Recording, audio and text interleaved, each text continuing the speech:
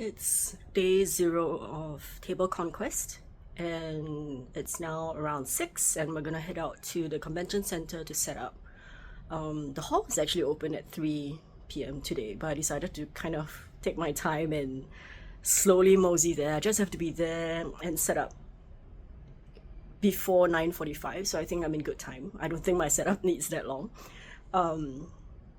I hope I don't eat my words though, because I'm not sure how much the cab ride will be at this time. But I'm only bringing this today, so like this bag and this big box, and that's it. I don't think I need much more than this for the initial setup. As usual, I'm not bringing stock to leave there overnight, and so it's just all pure setup stuff. And the table's really small actually, so yeah, I don't. It's just the usual stuff. I'm not really bringing anything new, and in fact, I think I'll be bringing stuff back. So yeah, I'm just gonna try to call a cab now, and then I'll see you at the convention center.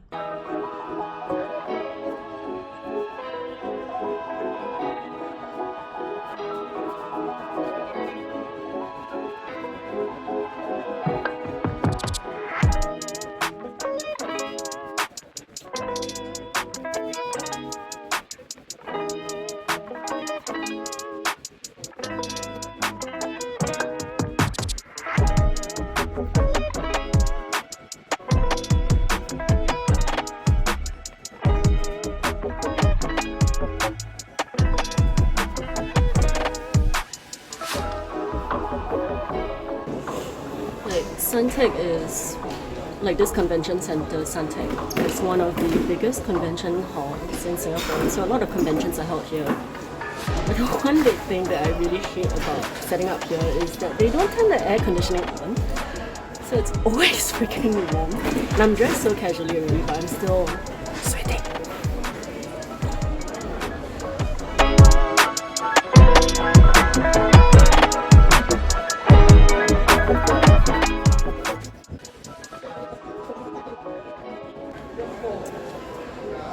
So I'm having a little bit of a dilemma right now because so like there's a demo table, right? And so originally I was thinking of using the whole setup for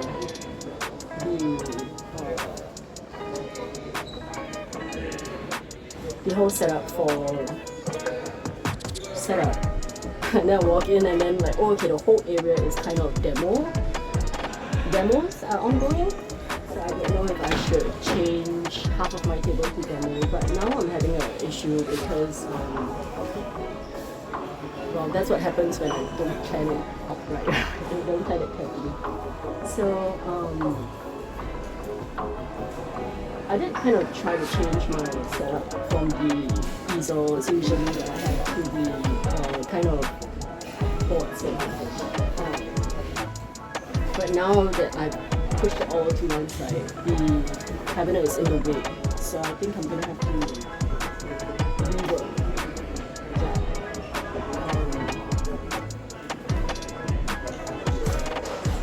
Yeah, I'm gonna have to rework that, or bring another riser tomorrow.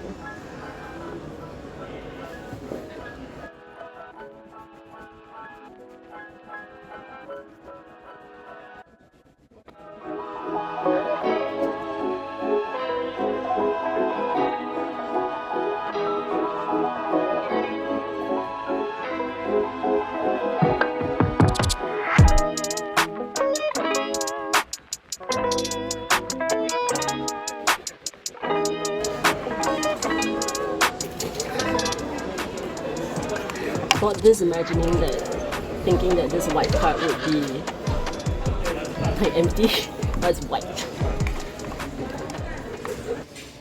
This is what the empty setup looks like for now. I forgot to bring my flowers, so those will go in here, but I think they might end up getting in the way of this one, so we'll see how that goes. But this is my cabinet of whispers.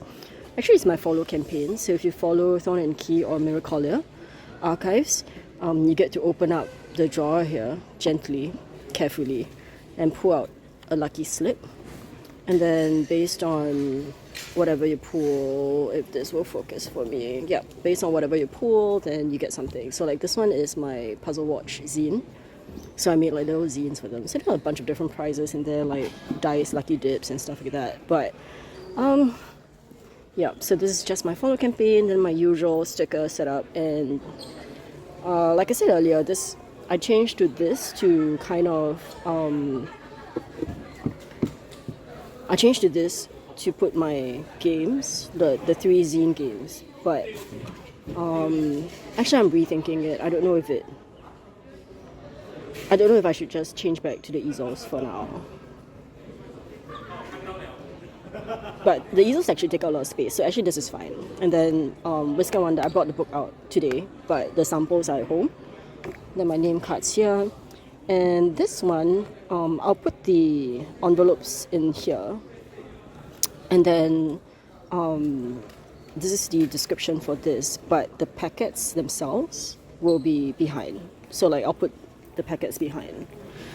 So currently the main issue is, okay, this should be enough for demo of my games. My games are not that, like they don't need that much space anyway, but I guess these, I don't know where these go. I actually don't know if I need that because I do have my price cards for the games, so maybe that's unnecessary. So I'll stick, there's a fly. So I'll stick this at the back so that, like at the back here maybe, so that, here, so that it's easy reference for whoever is manning the booth. But, yeah, I think I've done all I can for now, really. Looks not bad if I might say so myself. I wonder if this is something that needs to change though, but with all of these up anyway, it won't be this color palette. This color palette is this color palette only works because it's off, because there's nothing on it yet. Yep. So yeah, I think that's kind of it for now. So I'm just gonna tidy up the back and then call it done. The next thing I want to change or upgrade to wood is my QR payment. Like it would look so nice here, right, with the QR payment. Let's see, tuck it in here. If it was wood, but I don't have I don't know how to. I can't do this one-handed. I don't know how to do it like tonight for a showing this weekend. Sorry, give me a moment to figure this out. Okay. Like this. Yo. Okay. I think I'm good. Then I'll put the price cards here for these games, and then these all have the price cards with them. My only issue is if I have to reach over this to touch these, but whatever, it's fine. And I need display copies and demo copies here, I think. So I'll figure that out tonight. But yeah, I think I'm done. Nice and not too difficult. I mean, other than the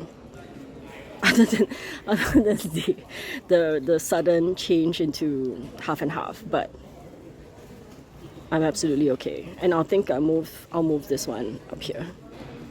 Okay, yep. So that's it from me. Thank you. See you tomorrow. Good morning.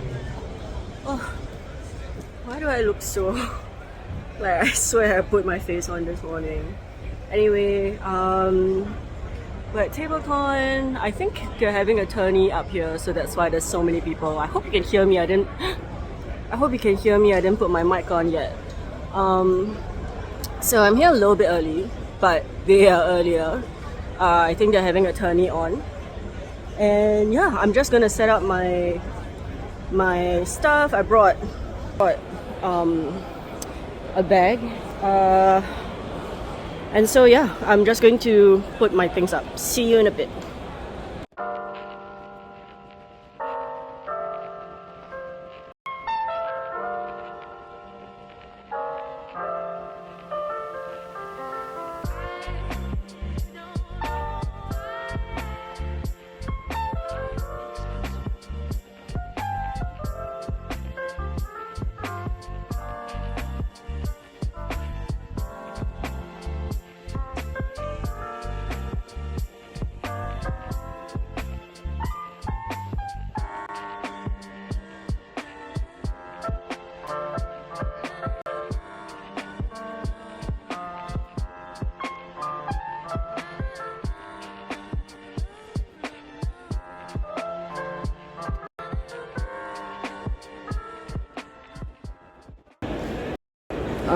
This is my sail setup, and then I can run demos here.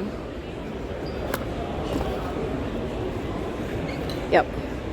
And I brought whisk and wisteria today, so I brought all the stuff that comes with it. If people want to play, they can, but if not, then there's just going to be my like hangout table, I guess, because I think this is compact enough and I don't want to spend time to spread it out if I don't need to. So yeah, I think it's generally set up. This is okay, I think. Like, it takes up much less space than the easels, so this definitely is going to be kept in my setup routine, especially when I add more stuff later on, and then maybe, you know, if I want to showcase, then the easel can be a showcase and this can be like the rest of the stuff. So yeah, for this one I put in the flowers. I think it looks better now, but because the flowers are here, they get in the way of opening this one, so I transferred the stuff from inside here into these 6 instead. So it looks like this, but the illusion, it's just an illusion that only slips in the 6 that are here. The other thing is that I think this isn't that stable, like it shakes, so I don't know. I don't think it's gonna fall, but when people open it, they just have to be a bit careful. Like I'll have to hold on to the cupboard as they pull open, or I have to tell them to do it. Yeah.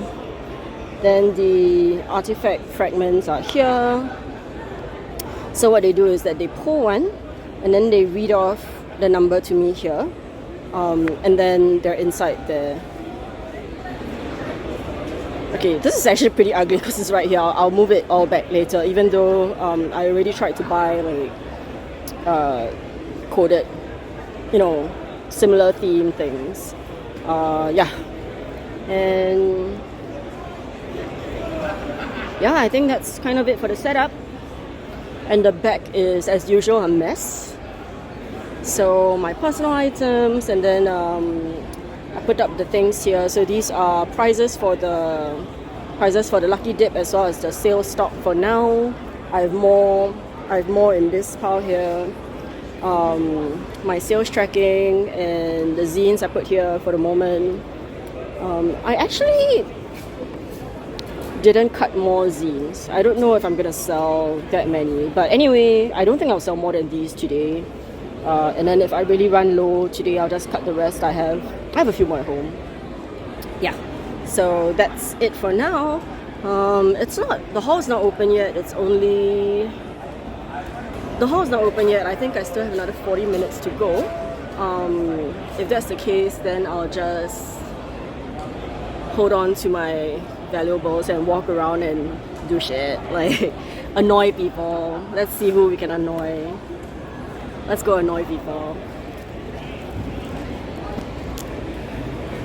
I'm seeing the first person I want to annoy here. Yes.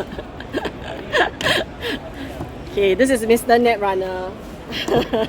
Please, just call me Mr. Netrunner is my father. Okay, so you are a runner. Okay, so Ed does basically the Netrunner. I come back to you. Ed does Netrunner games in Singapore. He is, I guess, basically the null signal rep here. Are you? Yeah. De facto, because he's one of like 3 maybe. Oh yeah, this one world champion. Nowhere so close. Okay, top 16 worlds. So for Netrunner, obviously. So yeah. So that's this. Oh, this goes in the vlog, by the way. Oh, no. You have been no consent. Without consent. Okay, and then those tables there at the back are also friends. So Mankao is here and green one is Aaron, and then we'll go find them later. Yeah, okay, so I think I'm just gonna cool down for now. It's kind of warm. I mean, it's not, the air conditioning's on, but I guess I'm just like kind of sweaty because I've been moving around a little bit. So yeah, I actually haven't looked around the hall yet because I mean, it was just quiet yesterday. So I think I'm gonna go look for coffee, and I will see you later. I think the table should be okay. Alright.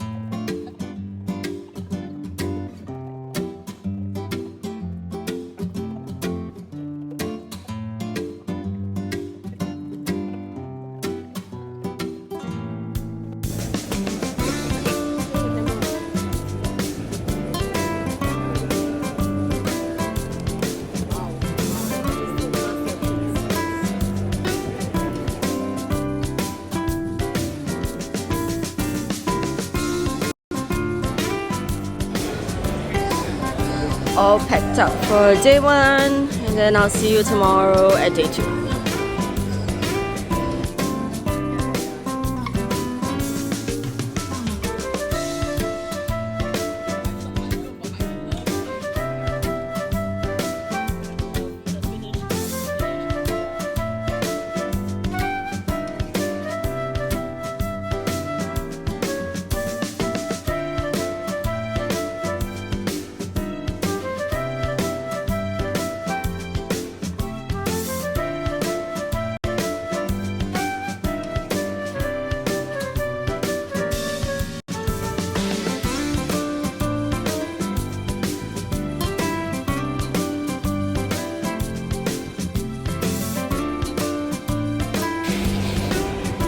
Alright, I'm done for day 2. Table Conquest. Conquered. Table Conquest conquered. Yes. So the setup actually fits into this. Nice and neat. Just a bag and a box. So hurrah for compact setups. Woohoo! So yeah, see you in the wrap up. So I'm back from TableCon. Actually, it's been about 2 weeks. So the recording is 2 weeks later, but I'm just gonna briefly run through this, my thoughts and how I felt TableCon went, and quickly finish the video, or else I'm never gonna get it out. So yeah, I think TableCon went really well. In case you didn't know, TableCon is short for Table Conquest, and it's Singapore's basically, currently it's the only regional tabletop gaming convention. And I don't mean board games and card games. There are conventions just for those, like Asian board games festivals, for instance. But Table Conquest also covers things like collectible card games, TTRPGs, of course, and so it's kind of the industry convention right now, regional. And so there were also a lot of designers and convention goers who came down from across Asia. So yeah, this is actually TableCon's second year, and just happens that the launch of Thorn Key actually happened at the first TableCon, which was last year. So I thought it was kind of like a nice milestone, so to speak, to think about Thorn Key's growth over the past year and kind of take stock of what the brand has grown since then. But before that, I just want to give just a little bit of a few words of how it went. I think it went pretty much about as well as I expected it to. I brought in new product, not expecting it to move. I was just, the mirror collar artifacts, and I brought in only 9 actually, so it wasn't that many. But I was thinking to myself that, I didn't do much marketing for this, and it's kind of different concepts, so to speak, and so I wasn't sure if Singaporeans, being the practical sort of people that they are, whether or not they would go for it. But I actually sold out of those artifacts on day 1, and people came back on day 2 wanting more, asking if I still had any left. So I think that was nice. I didn't expect that, but I'll try a few more rounds with that to see whether or not it sticks, and then decide if that's going to be an actual regular kind of like product run. So yeah, that's something that went really well. I think I met a lot of new friends. Some Malaysian designers came down, and we hung out on Saturday, so I'm happy to have met them, and I'm also grateful for old friends, old players who jumped in whenever I needed help. I was solo for the weekend for the most part, but when there were a lot of people and then my friends were around, they would come in and be like, oh yeah, let me tell you about this game while she's busy with the other side. And so I'm really thankful for that. I mean, I don't take for granted players who enjoy my work, and I'm really grateful for people who want to hang out with me and who want to share my game. So thank you so much. So yeah, that was Table Conquest kind of experience for me. So I've just been thinking about Thorn Key as a brand in the past year. So because it's literally been a year between TableCon 2024 and TableCon 2025. And I think there are 2 major things that I did have a reflection on as I was packing up and I was processing the experience over the weekend. The first of which was positive, being when I first created Thorn Key, and when I first created the aesthetics or thought about the aesthetics for Thorn Key, I was actually originally a little bit concerned if it might be too feminine leaning, because after all, I design with a feminine eye, right? So I was worried if it would present as very feminine, because I use a lot of florals and insects and things like that in my theming. But I think over the past year, I've been complimented a lot on the aesthetics of the brand, and at TableCon especially, it was it was the bulk of the comments actually. So people would come up to talk about how they liked my zines, like the way I laid out my zines, or the colors of my zines, or the setup with the cabinet and the cheesecloth and all that. People will be like, oh my god, this is so nice, this is just my aesthetic. Or the Miracolia envelopes, those were really nice. Like, people will pick up every envelope to look at the decoration I put on them. So that was quite nice, I think. Like, I felt like the work I put into the aesthetics of the brand was reciprocated in appreciation by players, or even by just like passerbys. So I really enjoyed that. I am grateful for that. So that's something that I want to continue working on, to make sure that branding is more cohesive over whatever it is. So social media, presentation at events, and so on and so forth. So that's one thing. The other thing I reflected on is maybe not so I'm on the more neutral side. So like I mentioned in many videos before, I do have players who always come by my booth if they know that I'm there, even just to say hi, and they will look across my table, and then they'll be like, oh yeah, I have everything. And I'm really grateful for that. But I also realized that a lot of my product happens to be kind of like single purchase products, right? Like, so you buy a book and then there's no need to buy it again unless you're using up the book. So like Cryptid Spotting, for instance, I think this time around people were buying like 2 copies of them at a go because they wanted to give one to a friend to play with. And so that was something that I reflected on, rather, that maybe it was something that I needed to figure out, like, not so much single-use products, but expanding my product range to not just be about a single game book, but also providing kind of like, I don't know, something that people might feel like, oh, I want to try this again, or I want to buy that again. Does that make sense? Does that sound too business oriented? I don't know. Like, of course I'm not going to just design things for the sake of designing things, but my point is that so I design things with purpose, right? So it's like this is not a hobby for me. This is something that I want to use to, this is something I want to grow, this is something I want to use to make a living, so to speak. And so I have to think of ways to balance both the game books as well as something that will keep kind of like having a repeat purchase or a premium product. So there are 2 options I could go. One is to create premium products. So for instance, I mean, I have ideas like escape room kits, or the Miracolia artifacts, to turn them into boxes, and these can be what we call premium products, so sold at a slightly higher price, or smaller products that can be kind of like repeated purchases, which I also have ideas for those, but we'll see how those, I mean, it's always a trial and error. Like, when my first venture into that, the repeat small purchase thing, was actually the stickers that I always put up. And the stickers are actually my worst performing product across all conventions. Like, best-selling products kind of differ between the games, but stickers are consistently the worst performing product. And that's kind of strange to me. Like, I mean, I thought that they would go a little bit better than they have, but I mean, I've gone for conventions with like 0 sales of stickers per day.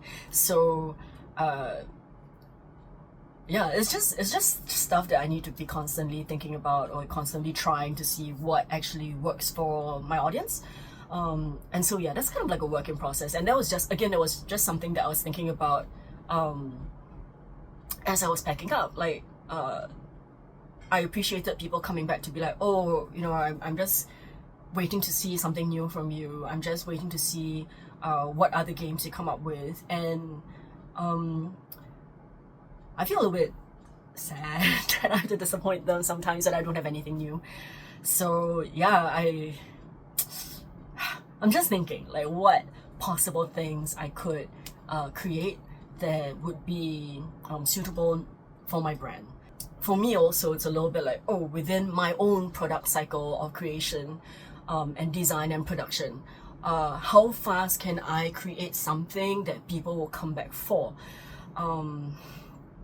So yeah, it's just a really big kind of like brainstorming right now. And I've been asking like my audience in a polls like, oh, what do you want to see next from me, kind of thing.